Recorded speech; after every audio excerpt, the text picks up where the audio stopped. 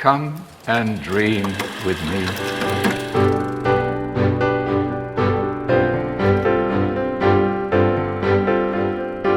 Hello and welcome to this What Do You Want to Watch discussion of our favourite TV shows of 2021. I'm Ashley Hobley. Joining me today, Tom Blight. Hello, 2022 peeps. What up, what up?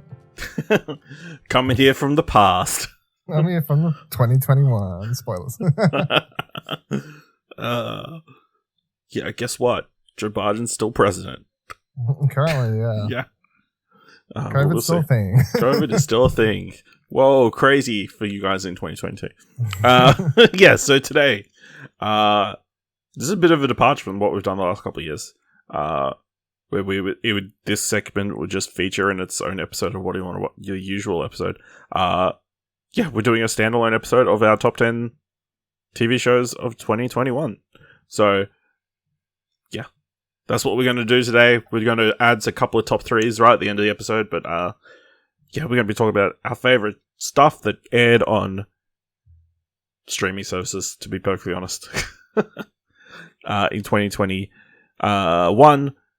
Rules are slightly different to the Explosion Network rules, where my rules are, it's anything that aired between the calendar year.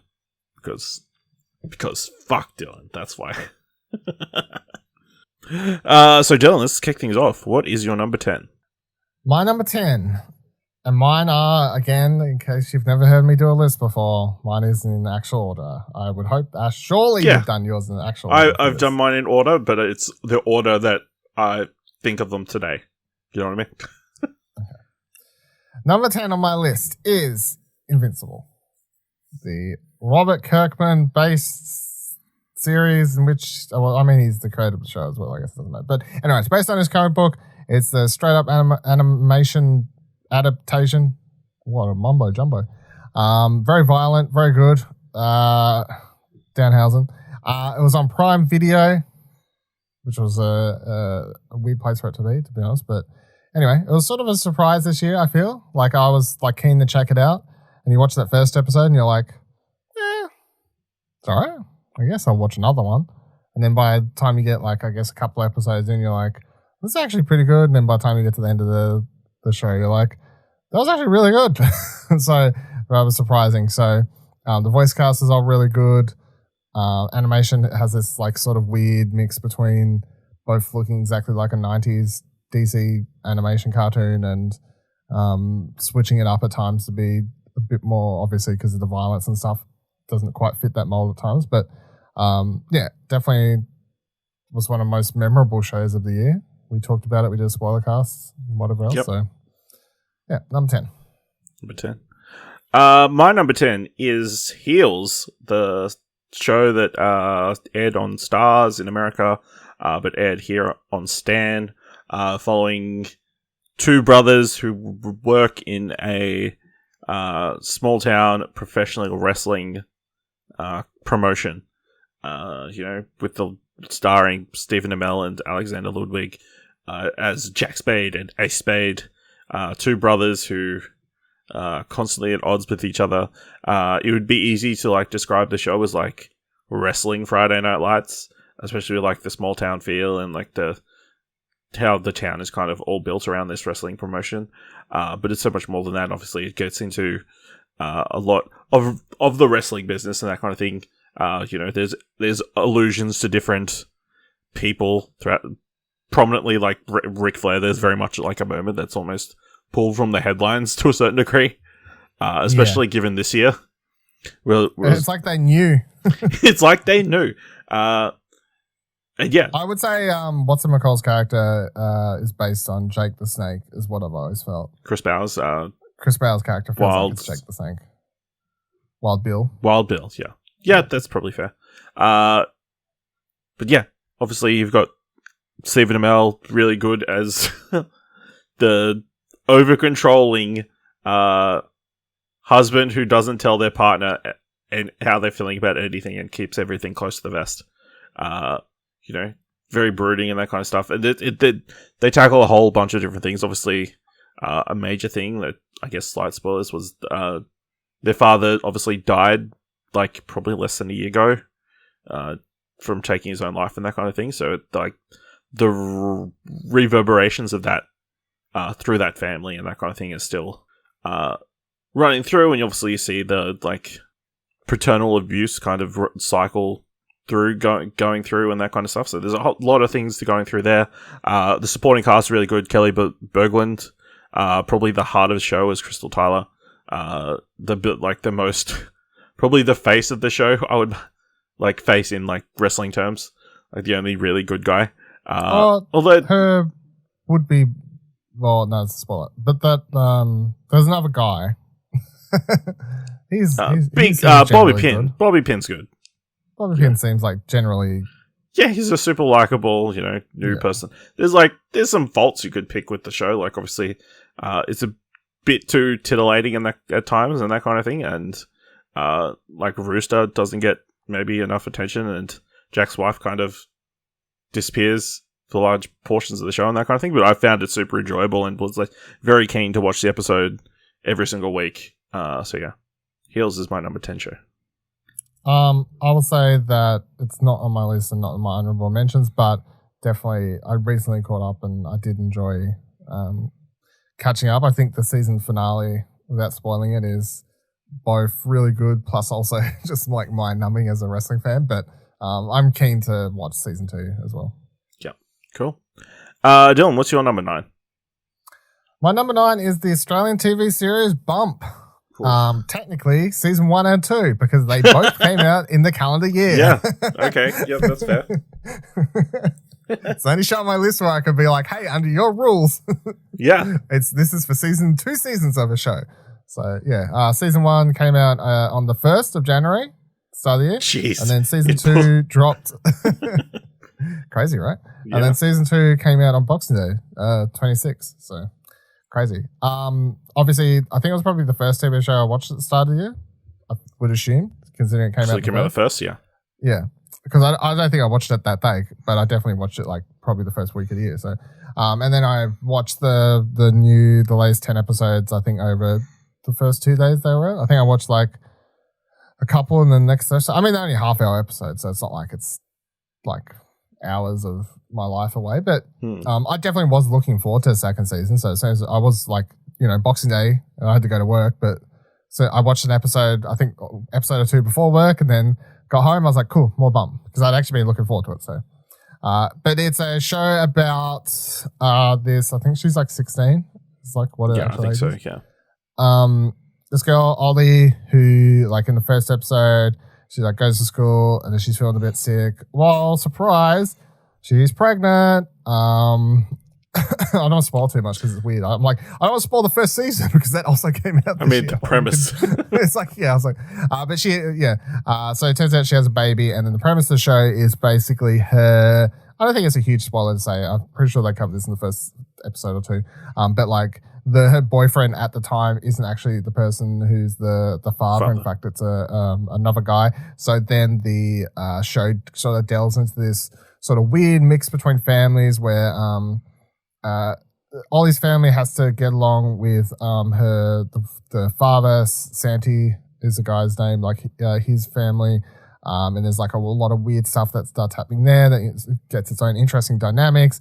And then Ollie's family, her mum played by Claudia Carvin, and she's one of the creators of the show as well. And then Angus Sampson, who I absolutely love in the show. I mean, I really like him in general. Like in anything he's ever in, I think he's quite good. He's also sort of the comedic relief in old Insidious films and stuff like that too. But he's really good in this. I think he's quite a charming, just sort of dorky dad character, which is I really, really enjoy watching. But those two have like their own things that happen through the first couple seasons, which are interesting to watch. And yeah, I think it's a drama / a comedy. I don't know. It's like I don't think it leans too heavily in one direction than the other. I think it's both sort of.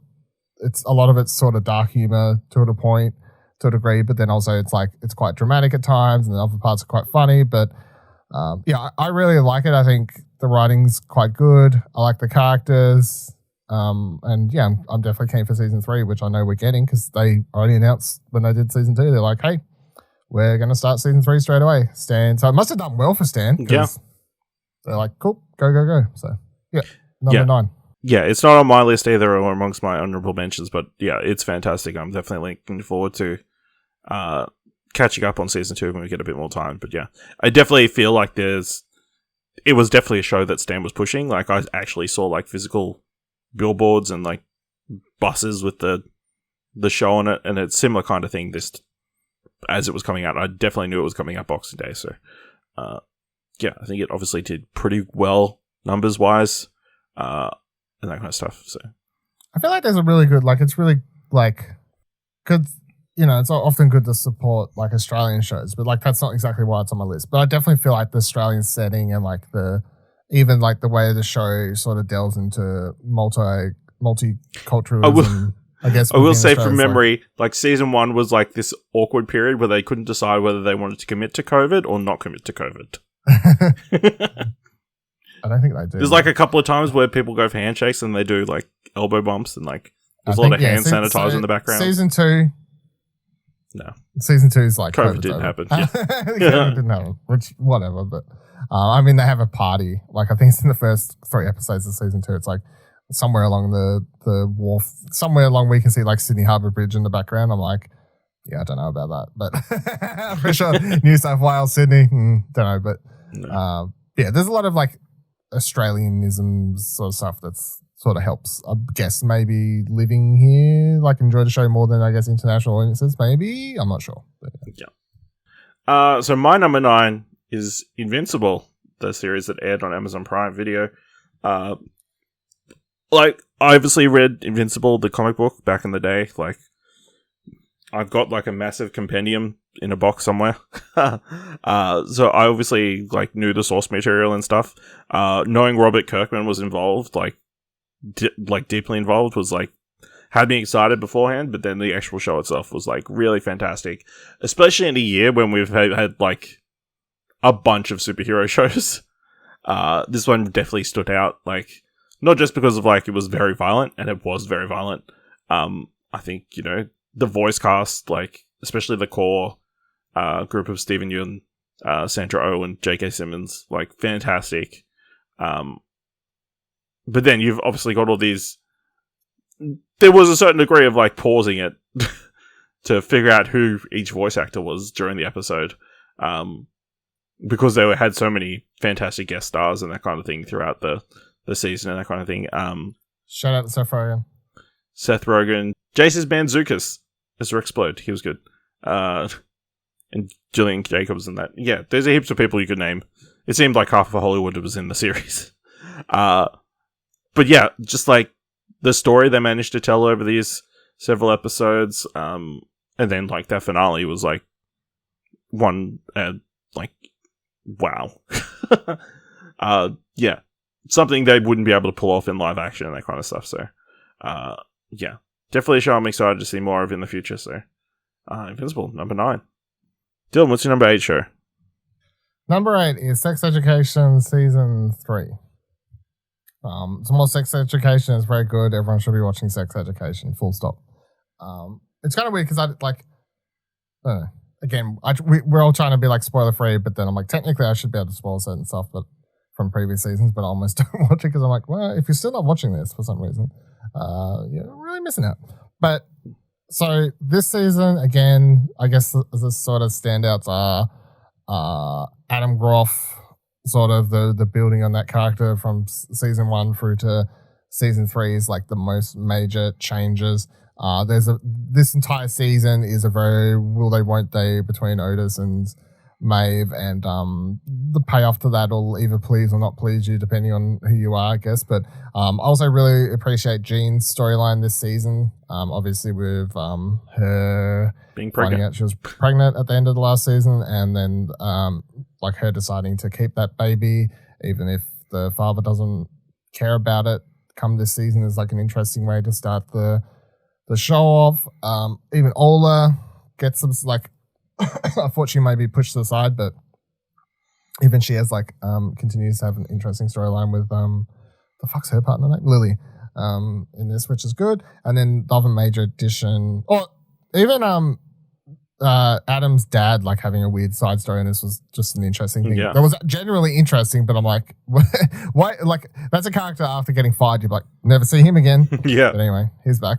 But I guess other standout for this season is that you got Jemima Kirk comes in as Hope, who's the new Headmistress. well, they got principal, headmistress, of the school. And in the first episode, you're like, oh, she's really cool. And then quickly it's like, oh, she's turning it into a prison. So, like more or less, like literally lines down hallways, school uniforms, taking away everything that the show's sort of known for. They're sort of like very lackadaisy school structure and freedom of the students and whatever else, and that sort of just gets thrown away. But yeah, sex education is still really, really good. Definitely some of the best sort of characters and stuff that Netflix has going on a year-to-year basis on one of their shows currently. And I'm really keen for season 4 because obviously there was a cliffhanger thing, Bobby. All right, my number 8 is Hawkeye. The series is just finished. You can check out episode by episode breakdowns over at All New Marvelcast, MCU podcast. But yeah, fantastic series. You know, who would have thought that Hawkeye having his own TV series would result in such a good show? You know, you get the fun Christmas vibes. You get the introduction of Kate Bishop, played by Haley Steinfeld, who's fantastic. You get cool action sequences. You get fun dialogue. You get Florence Pugh coming in to like have fun conversations. To just say Kate Bishop like several times. Kate Bishop. Kate Bishop. So funny. The number of supercuts I've watched in the couple of days since. Oh really? Yeah. I haven't seen any of those. I need to. is no, you have to look for them. But yeah, sorry. and then you know, like some of the world building they do for like the future of the franchise, it doesn't feel too on the nose. Unless I don't think you'd notice it unless you were like us and knew this stuff was coming. Like obviously the introduction of Maya, played by Alakwa Cox, who's fantastic and like a really interesting and important like character, not only for like the future of what they want to do with these MCU shows, but like for representation and that kind of stuff. There's definitely something to be said for going into these shows well aware of like what they've already announced, the shows that are going into production, because then it's like character that's probably important. There she is, cool, compared to people who are just watching them and going, who is this could person? Be a random nobody, like is this person important? You know, like you don't know. Yeah, this show just had the right mix of MCU action and comedy and dramatic moments and everything. So yeah, Hawkeye number 8. Dylan, what's your number 7? Number 7 is It's a Sin, the miniseries done by Russell T. Davis, starring Ollie Alexandra and a few other people. But it's the sort of a show. I can't remember how many years it sort of chronicles or whatever, but it's follows a bunch of characters basically living through AIDS epidemic in the UK. I can't remember if it is like Dead Centre London. I think it was Dead Centre London, but it's 5. Yeah, it's like 5 characters. It's like 4 guys and a girl. They like still live in an apartment together.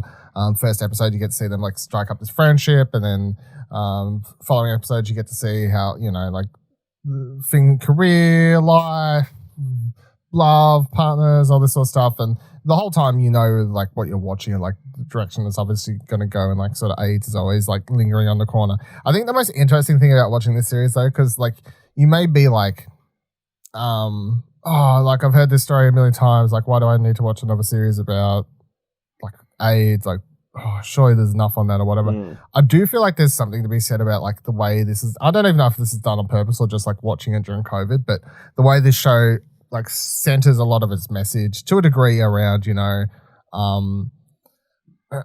either people refusing to believe what they were being told on the TV that AIDS was a thing, and then also the government's lack of care and wanting to stop people from dying. Like watching that during COVID times, like still it's like it's not the same disease, but obviously a lot of parallels watching the show. So that sort of makes it an interesting watch in the year 2021 or even 2022 if you decide to go watch it. But yeah, it's 5 episodes. It's got these amazing performances. It's written really, really well. Obviously you'll cry, but yeah, it's a great drama, limited series drama. You can find it on Stan, isn't Stan. it? I think it was Stan. Yeah. A lot of British stuff on Stan. That's good. Yeah. My number 7 is WandaVision. Obviously the first of the MCU shows that we got, starring, Elizabeth Olsen, Paul Bettany as Wanda Maximoff Vision. And I think it was such a fun experience, not only watching the episodes and getting the story that they chose to reveal over the season, but also the discussion around it as well. Even though it maybe didn't go in ways we were expecting or hoping, but I think it was a very fun show to analyze and discuss each week and break down. So yeah, again, check out All New Marvelcast where we did episode discussions of WandaVision. I think, everyone across the board is really fantastic. They managed to bring these two characters who had been primarily supporting members in Avengers movies into their own series and gave them a chance to have real character and discuss their backstories and delve into, the actual events of Endgame and that kind of stuff, so dealing with grief and trauma and all that kind of stuff. And then you also got the introduction of Catherine Hahn's character in that series, and obviously she's fantastic. And then pulling in different characters that we know, and then obviously characters that they've got bigger plans for in the future. There was just so much going on that it was Plus, on top of that, it's a tribute to sitcom history as well. So how could you not love that? Yeah, WandaVision, pretty fantastic. Maybe the hardest show to categorize this year. I think the Emmy voters were glad that they could just put it under the limited series. Well, I mean, we officially categorized it as a drama. Drama, yeah. So I guess it's not that difficult. Yeah, done it, easy. Dylan, my number 6. Number 6. My number 6 is Squid Game, the massive Netflix worldwide sensation. Literally the most watched show on Netflix, which is for all the people won't watch stuff with subtitles. Oh, fucking apparently they will. Well, actually, no, it has a dub, I think, so maybe that's how everyone's watching it. But yeah, the show is obviously I don't know, it's weird because it's a drama, but I often felt like it was, again, trying to be a dark comedy at times, but it just doesn't play to sort of American audiences maybe with some of the stuff. But the synopsis, in case you haven't somehow heard of it, is that basically all these people who really need money or are low on luck or gambling and all have sorts of problems, they all get dragged together to this place where they're going to do a bunch of games, and the winner walks away with $40 billion or whatever of cash prize money. And so it sort of becomes a fictional reality TV show where you're watching people do games, combined with a battle royale, because every game has people dying. So you would have probably seen the memes. Of course, you've got the first game is the red light, green light, where people get shot if they move when this thing turns around. Mm-hmm. Later in the show, you have literally doing what's it called? Pull rope? Whatever that thing's called. What's that called? Tug of war.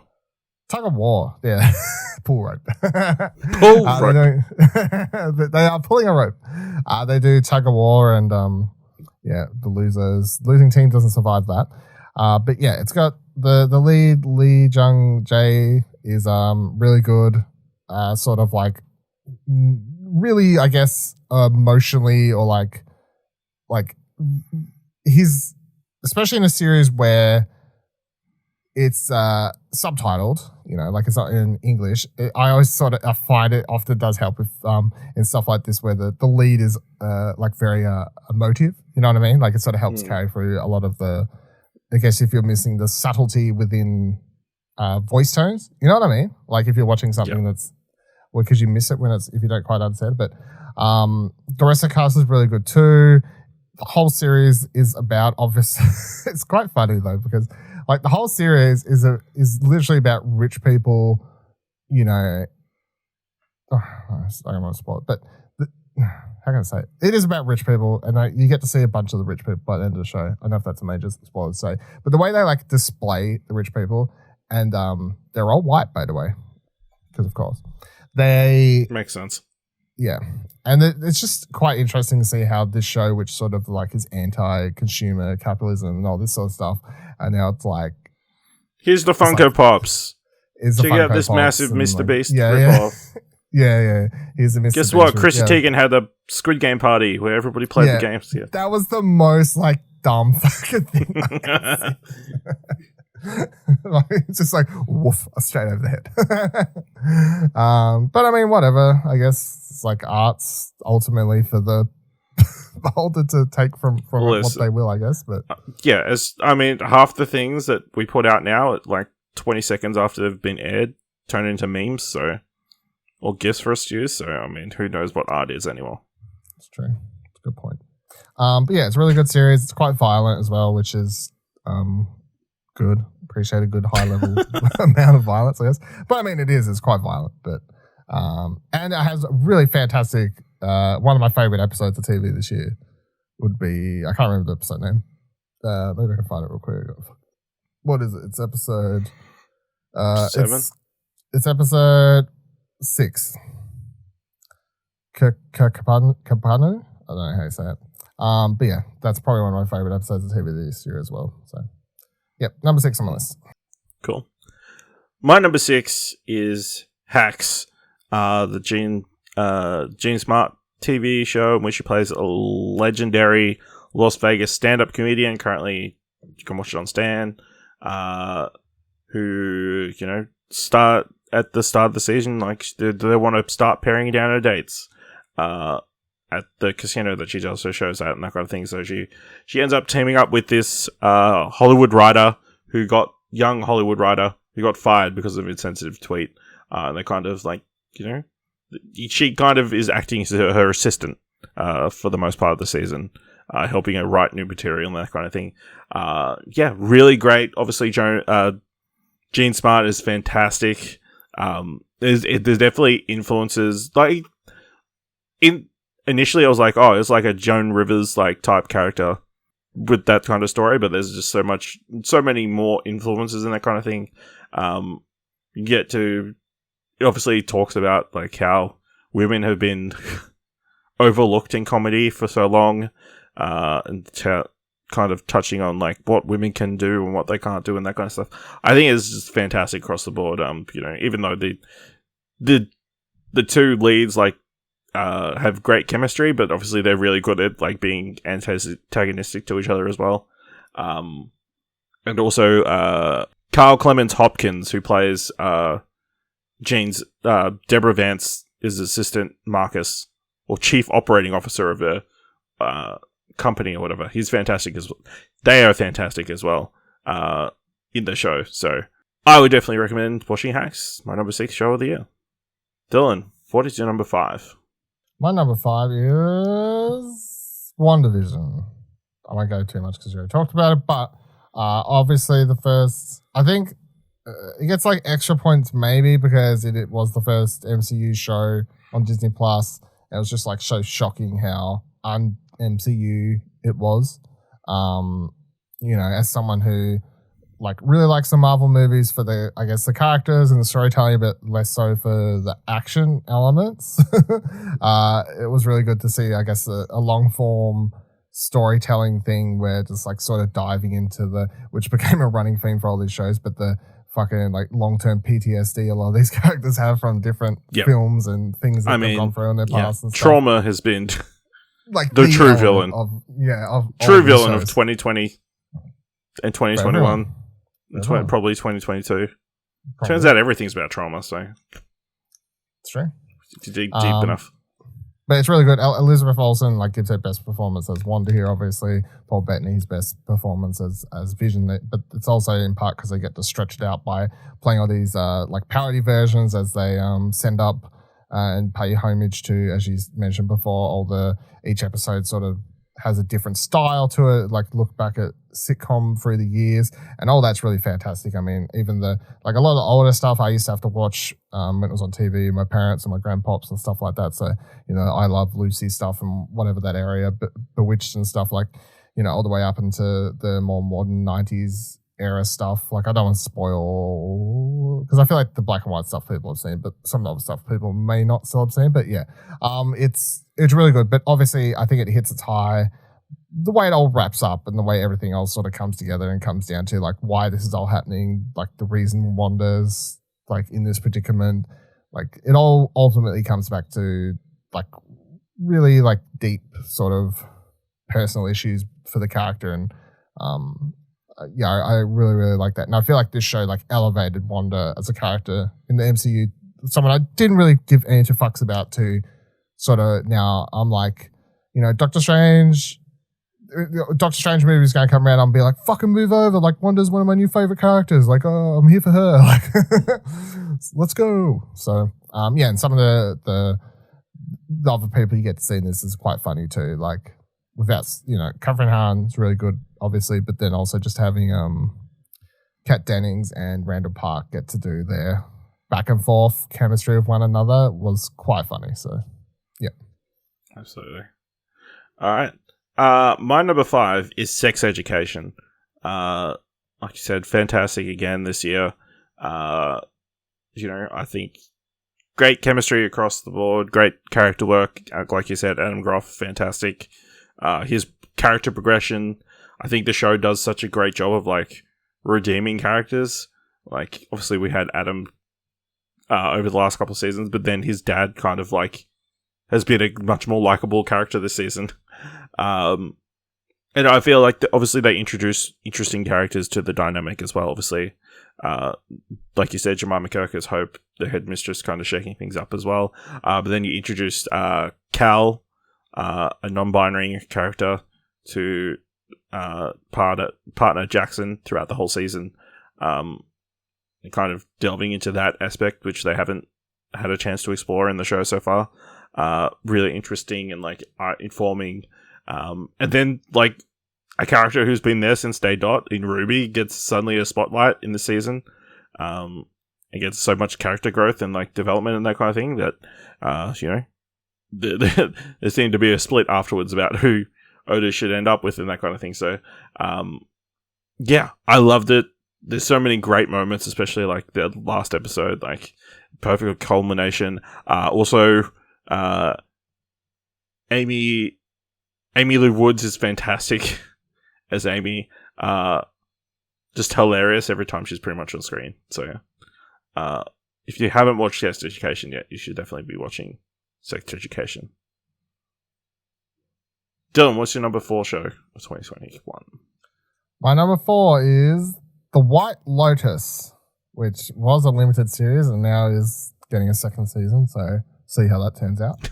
Love it when like big companies force creators free bags of money to do more. But anyway, forcing through. Sorry, tough. If anybody wants to force us to do stuff with large bags of money, we'll consider it. Yeah, I mean, actually, it's true. To be completely honest. You want Pleasure Explosion back? Have it. You're off. But yeah, this is it's a comedy. It's definitely a comedy for the right type of person. And you have to enjoy watching stuff that is, I guess, just best described as like cringy or just awkward comedy. I guess, you know what I mean? Like, that's everything Ash hates, basically. Because the show is a cast of characters, a bunch of rich people go to a holiday resort, and they all suck. Every single character in this sucks. They're horrible people. There's really no redeeming factors about any of them. And the way they all talk, the conversations they have, there's always just a lingering sensation of just wanting someone to get punched in the face. You know something's going to go wrong eventually. What it is, you're like, how it's going to happen. Oh, well, who'll see? There's only 7 episodes, 6 episodes, whatever it was. It's fucking, let's go. But it's written so well, and everyone in it is fantastic. I mean, you have like Jennifer Coolidge is off her face in this. It is fucking fantastic. Like, if you've ever seen Jennifer Coolidge in anything, this is like the most Jennifer Coolidge ever. Like, she's at her heightened level of her being Max herself Coolidge. Match Coolidge, but Alexander Daddario, she's actually quite good in this. She gets a different sort of twist on the roles that she usually plays, which is typically just the hot girl or some variation of in nearly everything she's in. So that's interesting for this. Sydney Sweeney and her friend, she's a Brittany O'Grady. They're like two they're like supposed to be like really left-leaning, I guess, teenagers, but also just fucking suck ass consistently. And like, it's just like plays into that type of lefty sort of stuff that people don't like. You're like, these are probably the ones you don't want. Like, it plays in. Steve Zahn is like the dad, and he's like sort of off his chain in this as well. There's a bunch of other people too, but yeah, it's just like, I don't even know how to classify the genre, to be honest. It's just weird. It is a weird show, and not because it's weird, like, you know, aliens appear, but just like, you're literally just watching these people just talk and have conversations, and it's mostly about life. However, it's consistently, and I think it's also for use of the music. The music is really good in this, and it's constantly plays into like building up this tension. Not like that someone's going to like kill a bunch of people, or like, you know, like something that's going to switch genres or something weird like that. But like, you get Murray Bartlett plays Armand, which is like the I guess he's like the manager or what have you of the hotel. And like watching him throughout this season is like sort of the highlight, because it starts with, "Hey everyone, welcome to the hotel. I hope you all have a great time." Through to, by the end of the series, he's like fucking basically looks like he's gonna die and is like snorting coke off fucking desks to survive because he hates all the guests. And like, it's just like, it's funny to watch him sort of go through it all. And it's all by nothing more than like the guests, especially one couple, being consistently like, "Oh, I needed this room, but you didn't give me this room," or like, "My dinner was wrong," or, you know, like, it's all this sort of like shit just driving up the wall. So, but yeah, I really enjoyed it. Like, it's definitely a standout from you for me. So, yep. Awesome. My number 4, Succession. Arguably the best drama series currently airing. Even though it's obviously been a long wait, there was like they took a year off because of COVID and everything. They came back just as strong as season 2. Fantastic cast. Everyone's firing on all cylinders. Obviously, like, dealing with the wake of what happened at the end of season 2, and like kind of that. Just no other show is kind of capturing the imagination of the internet, and like has everybody kind of watching at the same time, like Succession is. Jeremy Strong. Fantastic, even his super cringy kind of character. This almost tech dude bro who thinks he's smarter than he actually is. You got Shiv, the daughter, who thinks she should be in charge and smarter than everybody else, but not necessarily. And then you get Kieran Culkin as Roman, being a smart ass and thinking, you know, willing to like bend his morals and that kind of stuff to get ahead and that kind of stuff. Yeah, everybody in the show is fantastic. Every episode is great. Yeah, fantastic guest appearances from like Adrian Brody, and then it looks like Alexander Skarsgård potentially joining the cast like for next season, as well as appearing in these last couple episodes as well. And this last episode, just like, what an ending! Almost like a red wedding kind of betrayal. Yeah. Fantastic show. You should all be watching Succession. My number 4 show of 2021. Dylan, what's your number 3?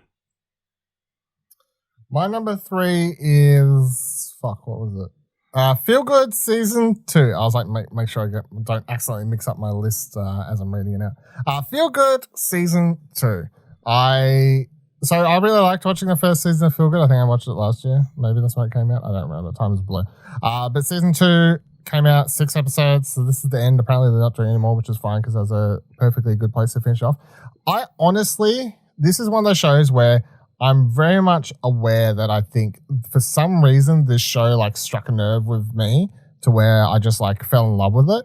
Whereas I would fully understand if someone else watched it and they're like, it was fine or like it was bad, you know, like it's just like I don't get it, or like I don't really, can't even really pinpoint what exactly I like so much about it. Like, I definitely feel like it's good, but it just, like, the type of comedy and the type of, like, show it is, because it's, like, quite often very dry comedy. But in case you don't know the setup, I guess, like, because, as I said, it's only 2 seasons, so you might as well watch the whole fucking, try and watch the whole thing if you're interested. I think I did talk about this at some stage on What Do You Watch. I don't really remember. But I think it was on your list last year, maybe. Yeah, maybe I don't actually remember. Hey, if it was, there you go. Shout outs. I don't actually remember. But like, it follows May, who's a comedian, and start of the show, meet George. George is currently in a relationship with a man. Now she like enters a relationship with May, so she's like, oh, and this is their first like same-sex relationship or whatever, so you have like an interesting dynamic there. May is someone who struggles with like a lot of I guess like she has depressive episodes. She had in her past, she was addicted to drugs. Like, her parents are constantly trying to make sure she's not on drugs. Throughout the entire series, Lisa Kudrow plays her mother, and she'll ring her up and be like basically consistently hinting and asking if she's on drugs, and have to be like, Mom, no, I'm fine. And then like whenever they come to visit, like her, like Lisa Kudrow is like this very over the top, like making sure she's not on drugs, Mom, and like, you need to go back to rehab and like all this other stuff. So there's like a lot of like stuff in her backs, like in her history, that they more explore in season 2 than they did in season 1, which was interesting. But May's a comedian during the day.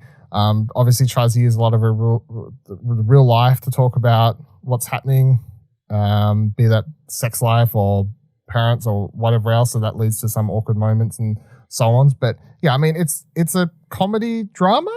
I guess that's the sum. It is a comedy drama / romance. Yeah, comedy drama romance. Yeah, for some reason I really liked both the characters. I liked all the sort of the real world topics that they were touching on throughout the series. The cast I really, really liked.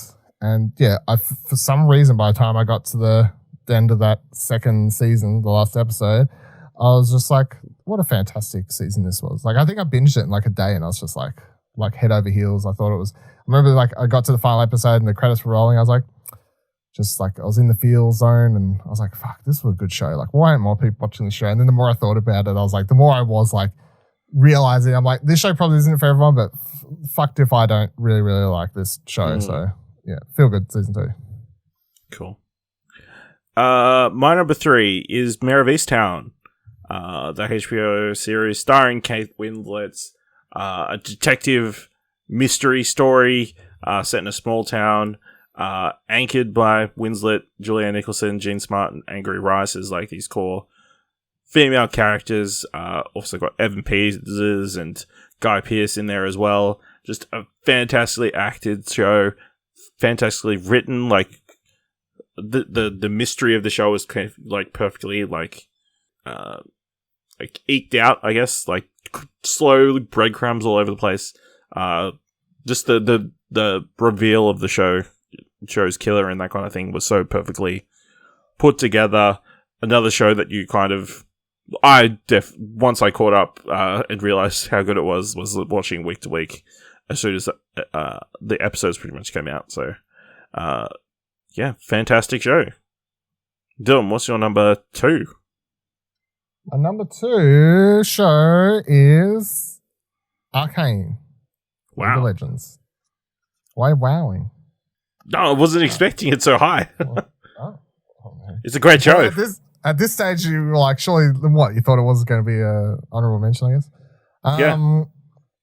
I really, really, the more I thought about Arcane, like, I really enjoyed watching it. And at first I was like, maybe I like it a bit more because, like, obviously I have, like, League's one of the games I've probably still put more League time in than any other game I've played, to be honest. Like, I put like thousands of hours into that game. So yeah, nothing's going to catch up. Yeah, I doubt anything because I don't have that much spare time these days. And that's the complete honest truth. But yeah, Arcane obviously based on League. It's just, but you don't need to have played the game to like this series.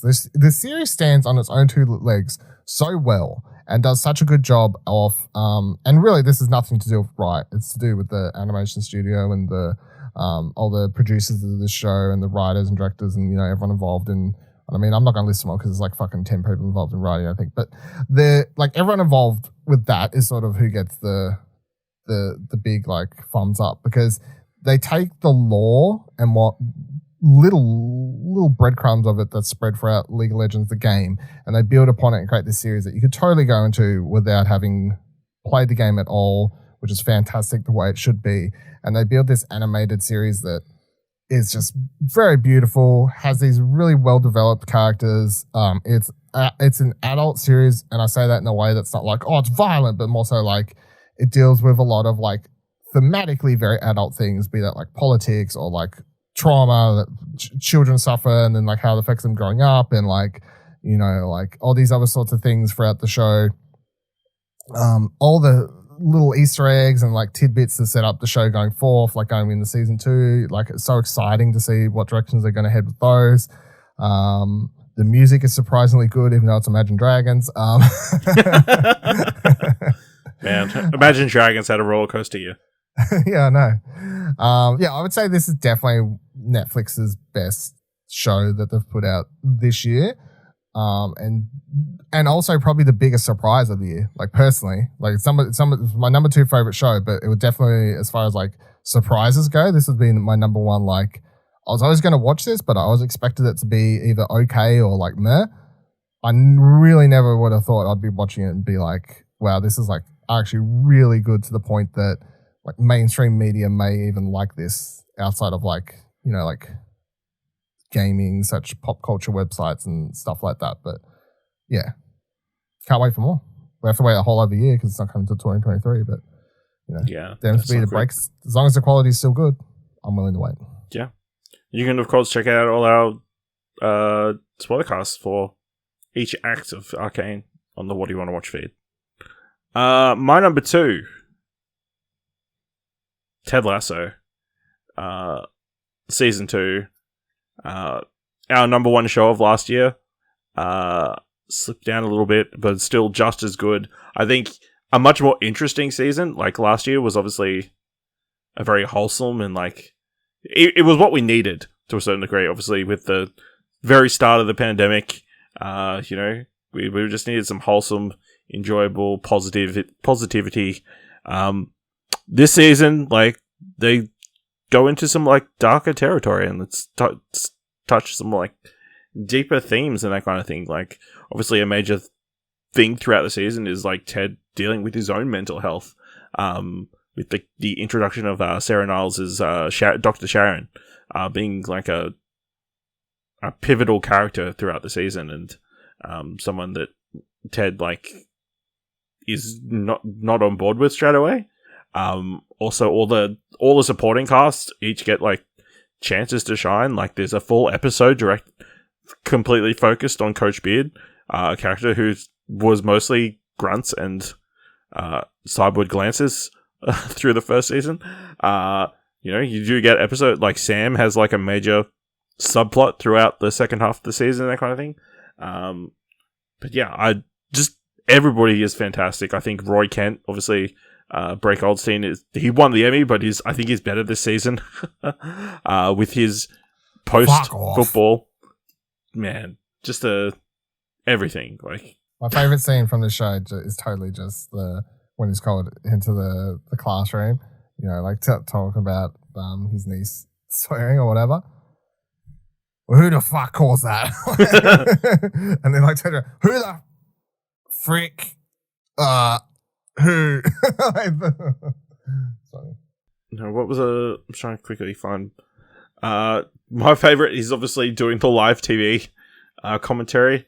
He says, Jamie Tarr's a muppet. I hope he dies of the incurable condition of being a little bitch. But then, like, Roy Kent is like kind of inspiring in a way that, like, he's trying to improve himself. He's like always trying to be a better partner, trying to be a better paternal figure, be a better coach. Yeah, he is very good. And then just the storyline around Nate this season, I think, is quite interesting, especially once you've finished watching the whole season, to go back and see the breadcrumbs of that going through. Yeah, even though, yeah, it was. I think this season was always going to split people a little bit more than the first season. Obviously because it was so popular. But yeah, I think they went in really bold and interesting directions. Yeah, it's got a fantastic Christmas episode, which unfortunately aired in the middle of August.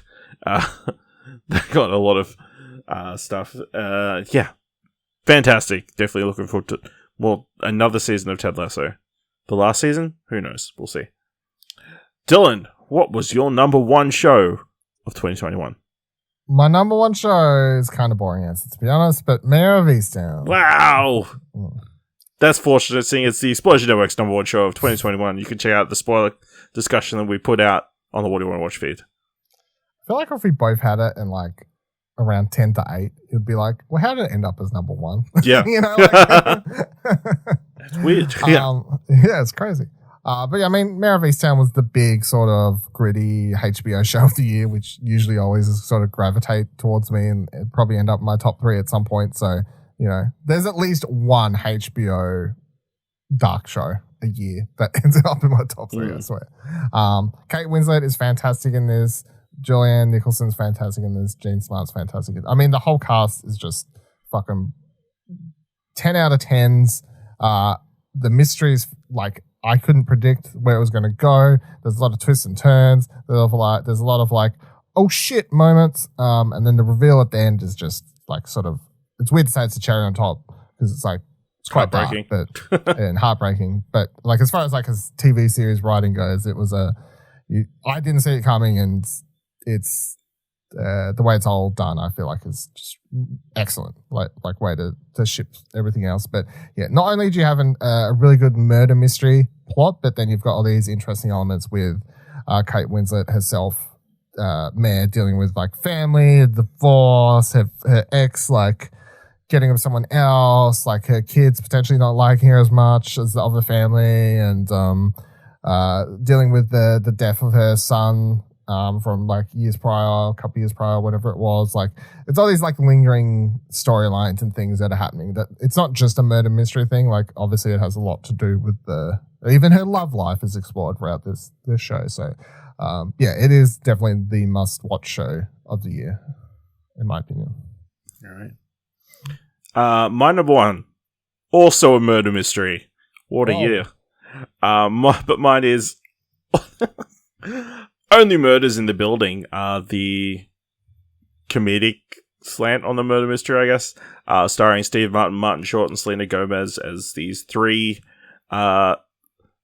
true crime podcast fans who have a murder happen in their apartment building, which is ruled a suicide, but they believe is a murder. So they start their own podcast to chronicle them trying to figure out if it was actually a murder or not.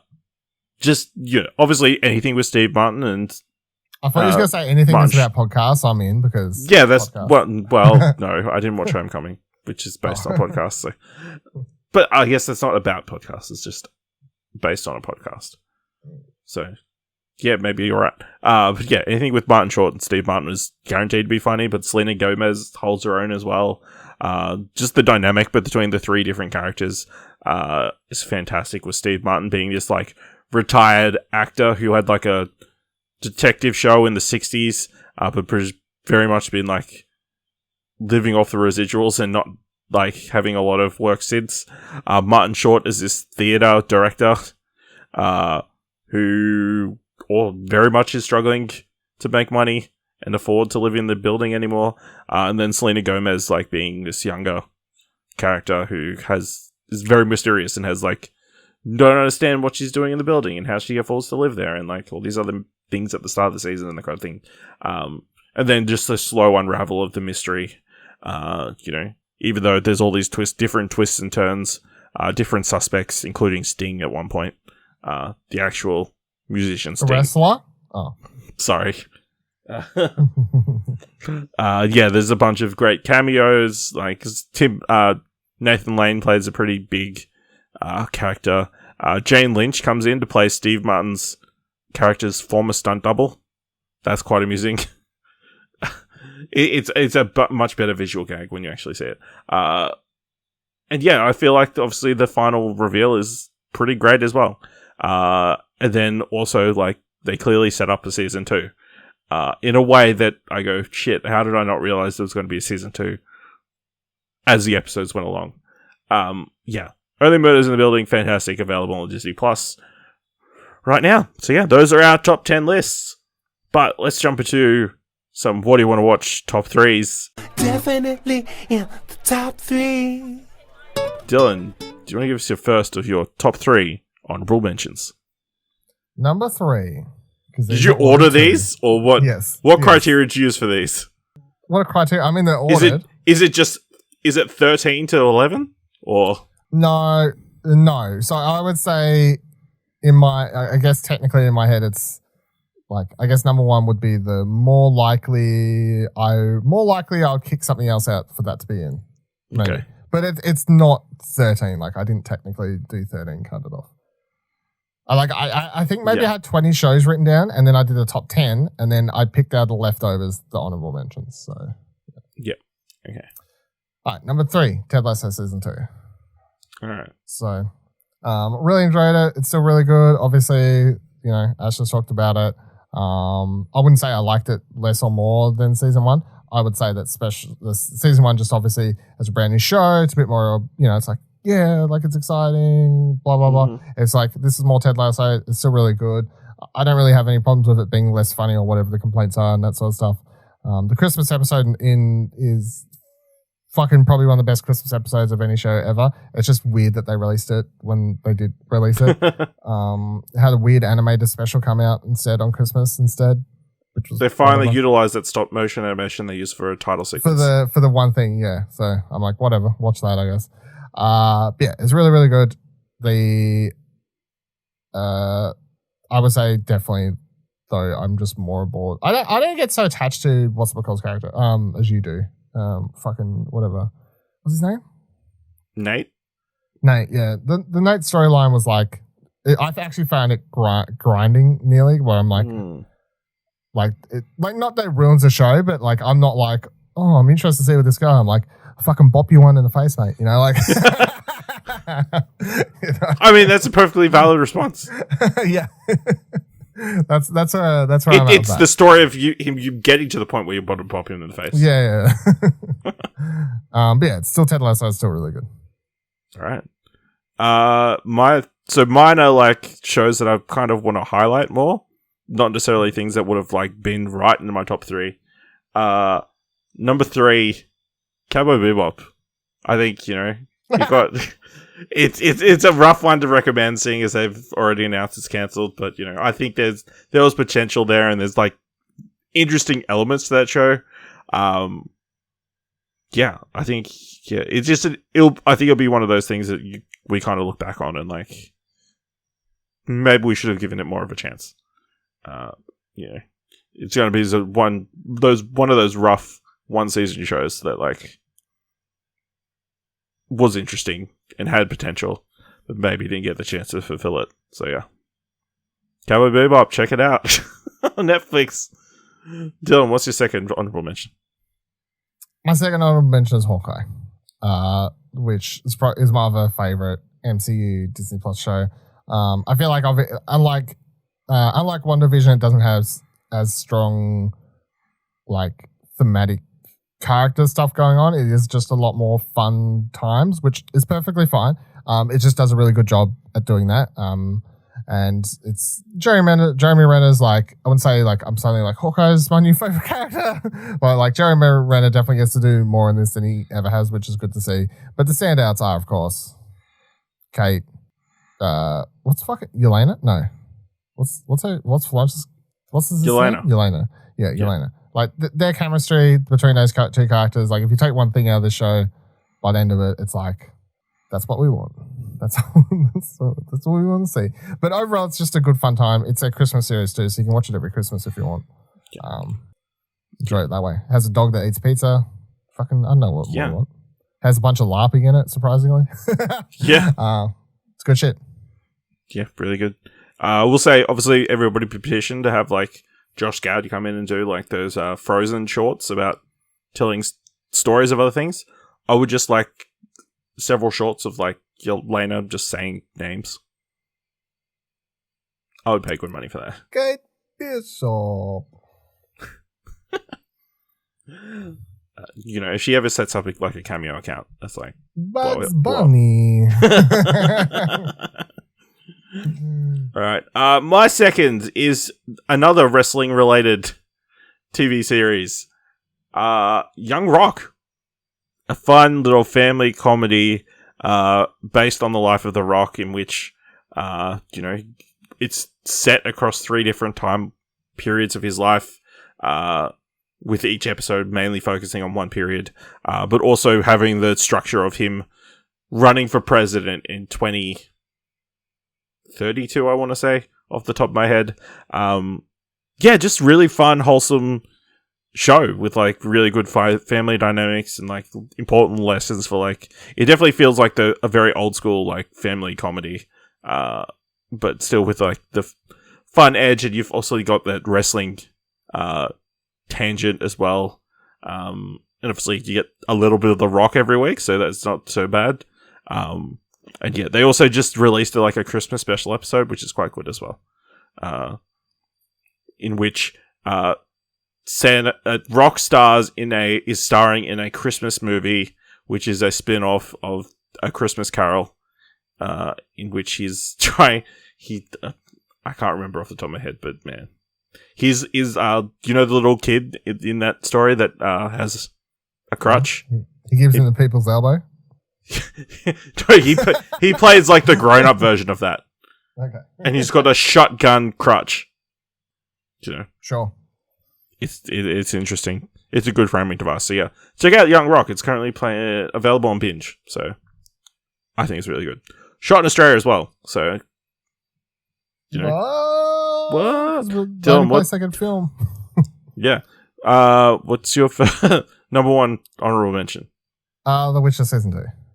Maybe it's like recency biasy, but yeah, really liked it. I had one sort of complaint, which is just about characters like fucking time traveling across the map. But other than that, I think everyone's fantastic. I love the world. I fantasy type shows done well. I get all aboard that shit. If they're not done well, I'm like, get the fuck out of here, you cheap teen novel rip-off shit. But this show's really good. CGI stepped up a lot more in this one. The relationship, seeing Cherie actually with Geralt this season, seeing her train and all that sort of stuff is really good. Other stories with Yennefer and whatever else are fantastic. The general world building, which is now sort of getting crazy, especially by the end of the season. It's like, oh my god, what's going to happen? Knowing we have a spin-off coming and another season of this, it's like Netflix is building this really cool sort of like big world around the Witcher universe, which is exciting to see. So, my last honorable mention, Brooklyn Nine-Nine, season 8, final season. I think they did a fantastic job of like somehow making it the final season of a show, but also addressing like obviously the events of 2020 and like how people's views of the police changed in that year since, and kind of addressing some of that and like trying to make that part of the show and make it funny, which not an easy thing to do. While also like all the characters go through their own developments and stuff, like Amy and Jake become parents, and Captain Holt's going through a separation, and all sorts of things, and then also bring it all together for a fantastic finale. I think season 8 very impressive. I'm looking forward to it dropping on Netflix sometime soon. Even though I think I would watch it on SBS on demand.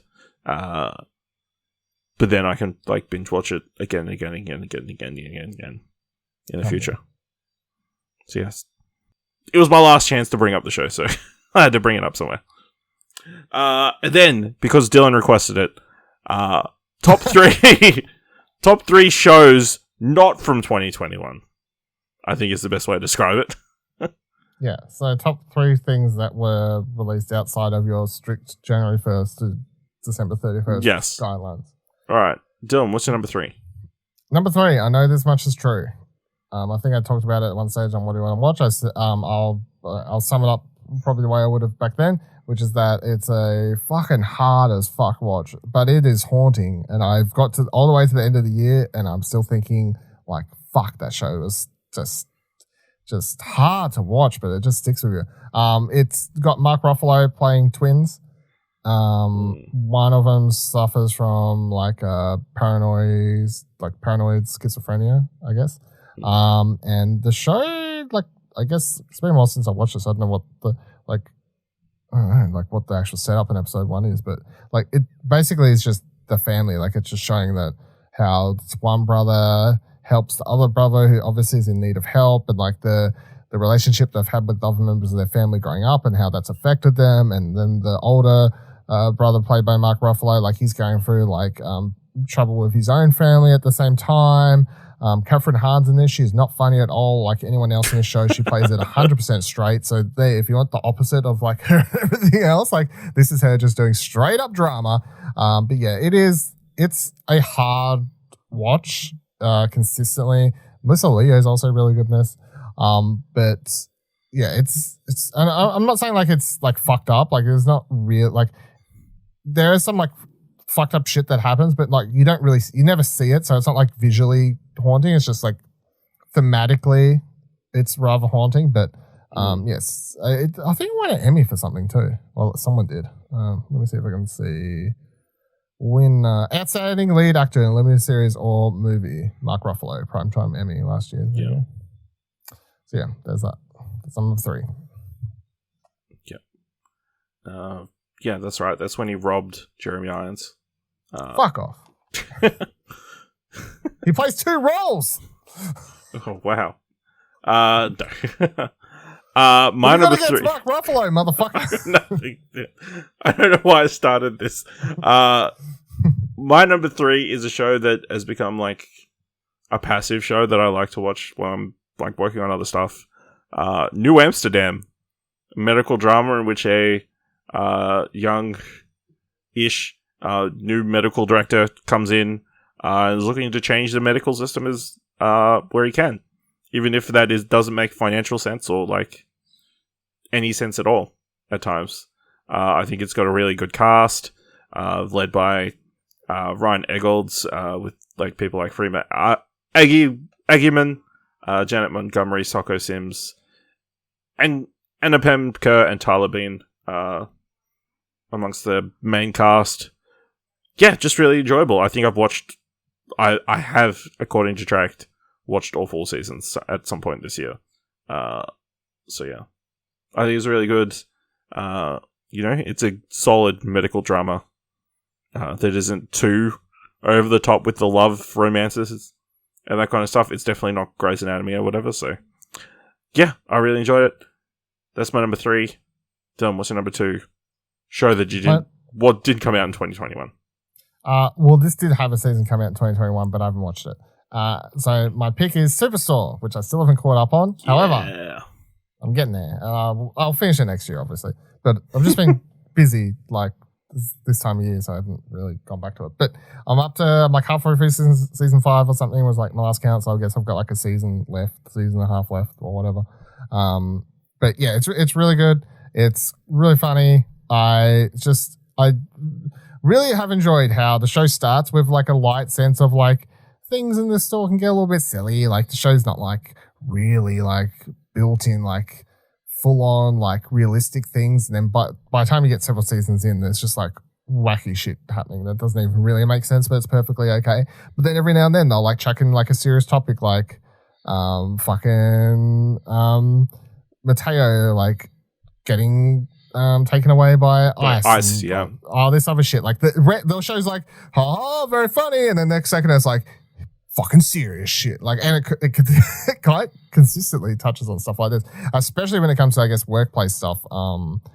Pay, different pay gaps, pay wages, unions, all this sort of stuff. Like, so I really appreciate how the show is. It is really, really funny. Has lots of crazy characters, but consistently sort of hits the right notes to its varied cast, and then also like hitting on a lot of like real world things that fit the workplace that they're in, obviously being like a Walmart or whatever.